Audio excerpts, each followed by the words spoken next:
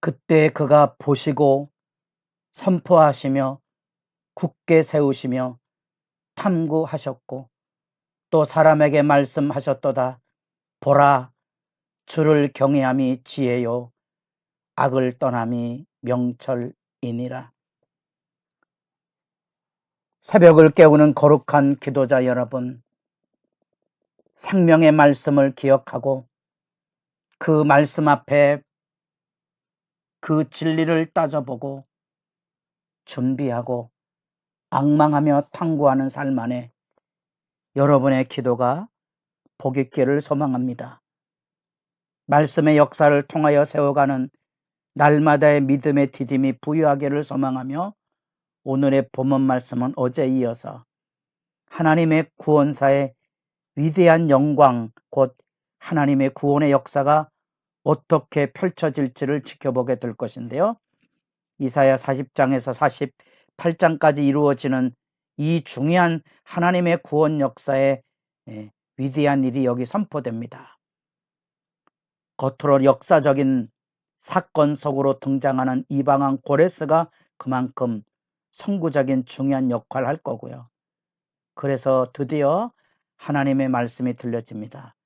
여호와의 종의 노래로 이 구원이 어떤 의미를 가지고 그 구원의 역사가 어떻게 펼쳐질지를 하나님께서 계획하고 계시는 거죠. 이 위대한 하나님의 구원 역사에 안타깝지만 우리가 어제 살펴본 대로 하나님의 백성은 포로로 끌려와서도 깨닫지 못하고 알지 못하는 거죠. 하나님이 고레스를 통하여 이루실 구원의 섭리와 영광 앞에 이제 하나님은 어떻게 일하실지를 기다려야 되는데 자기들은 정통 유다 자손이고 예루살렘 성 출신이라는 오만함에 들레고는 슬픈 모습은 우리로 한없이 하나님 앞에 인간이 가지고는 어리석음과 무지와 불신앙을 탄식하게 됩니다. 12절 다시 하나님의 위대한 구원사가 다시 불러 일으켜 세워지는 것을 보게 됩니다. 야곱아, 내가 부른 이스라엘아, 내게 들으라. 나는 그니 나는 처음이요 또는 너 나는 마지막이라. 내가 누군지 아니? 내가 누군지를 아니?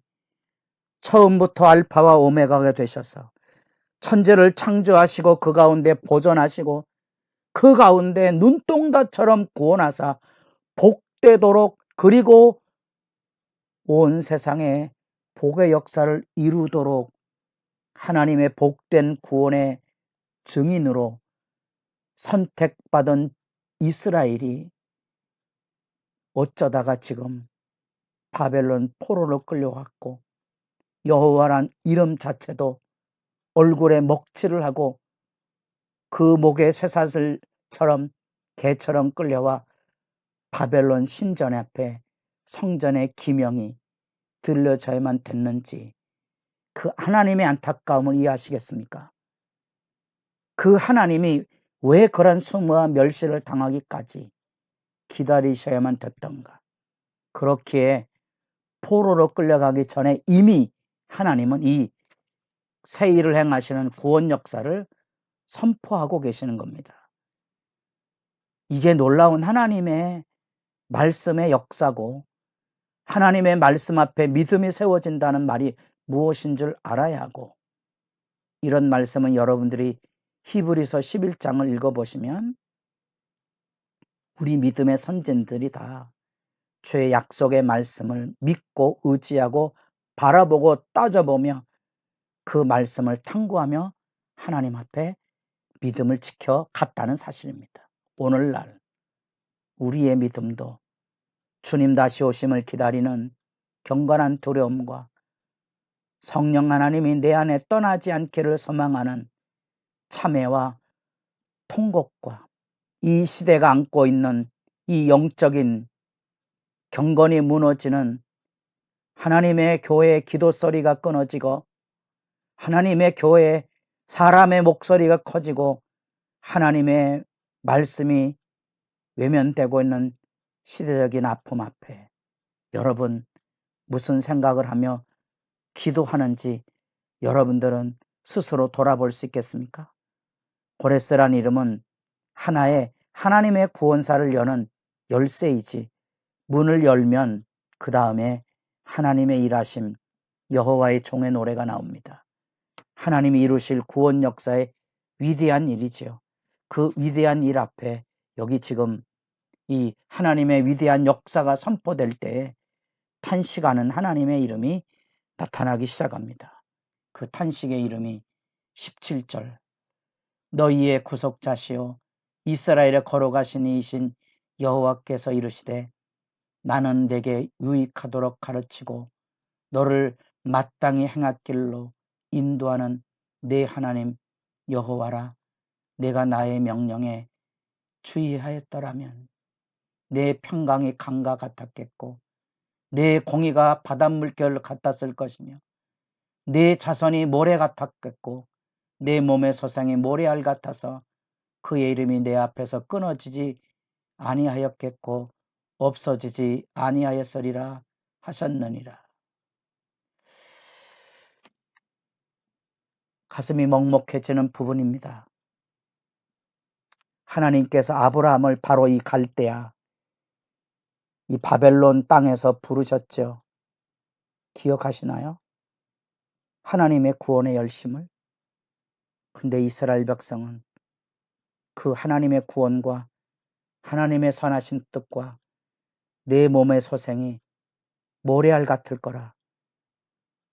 아니 아직 아들도 없는 아브라함에게 그 구원과 축복과 위대한 번영을 약속했는데 여러분 그 위대한 약속을 누렸던 이스라엘 백성이 지금 다시 포로로 끌려와 있는 거지요.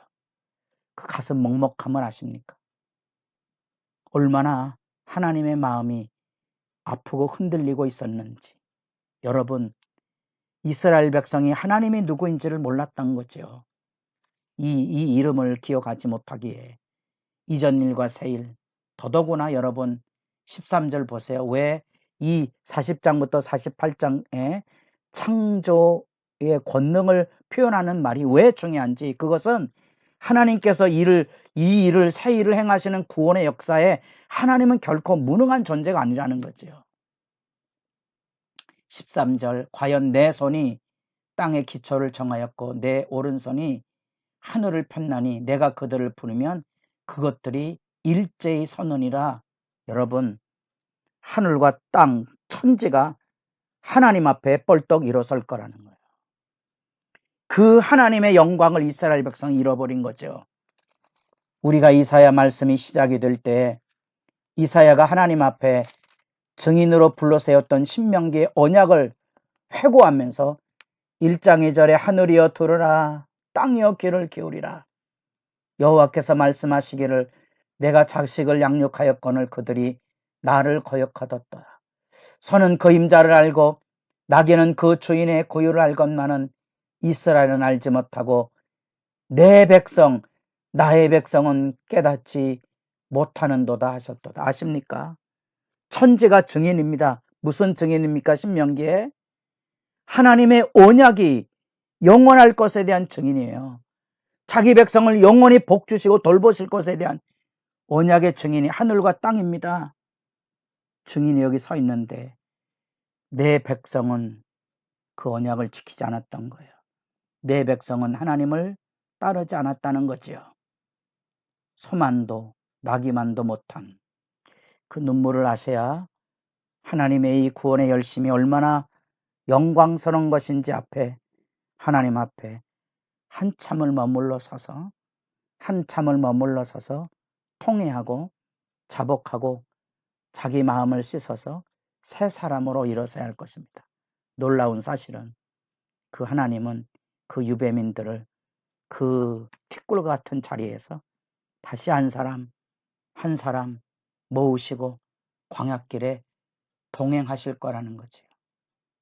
21절 여호와께서 그들을 사망으로 통과하게 하시던 때에 그들이 목마르지 아니하게 하시되 그들을 위하여 바위에서 물이 흘러나게 하시며 바위를 쪼개서 물이 솟아나게 하셨느니라. 과거 출애굽과 비교할 수 없는 이 유배민들이 만나는 구원의 영광, 광야길의 동행 사건이 여기 열려져 있습니다. 저는 70년대 아직 배고프던 시절, 그러나 교회의 부흥의 영광을 경험했던 믿음의 선진들의 생생한 한 세대 전의 증인입니다. 그 배고픔과 그 가정에서 예수신앙으로 핍박을 받고 조롱을 받아야만 됐던 극심한 고통 가운데 주의를 바르게 지키기 위해서 월급의 3분의 1이 깎여도 내색지 아니하고 하나님 앞에 기뻐 예배하며 한편으로는 눈물을 사겨야만 됐던 믿음의 친구들 아직 생생합니다.